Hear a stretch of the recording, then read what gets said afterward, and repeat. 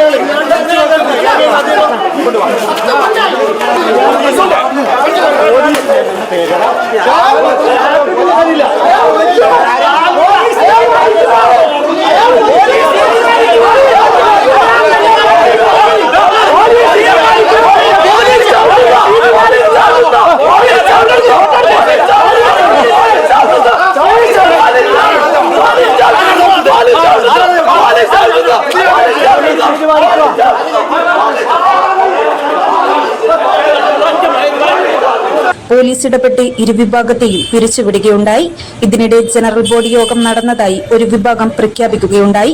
മണിയൂർ സ്വദേശി RP കൃഷ്ണൻ, വേന്തലിൽ നാരായണൻ എന്നിവരെ വടകര ജില്ലാ ആശുപത്രിയിൽ പ്രവേശിപ്പിച്ചു. News bureau, media Vadakara. വലിയ സന്തോഷങ്ങൾക്കിടയിൽ നഷ്ടപ്പെട്ടു പോകുന്ന ചില ചെറിയ ഇഷ്ടങ്ങളുണ്ട്. ബാല്യത്തിൽ എപ്പോഴോ എന്നോടൊപ്പം നടന്ന് എനിക്കൊപ്പം വളർന്ന ചില ഇഷ്ടങ്ങൾ. ആ ഇഷ്ടങ്ങൾ സ്വന്തമാക്കാൻ എന്നോടൊപ്പം എന്നും ഉണ്ടായിരുന്ന എന്റെ ഫാമിലി.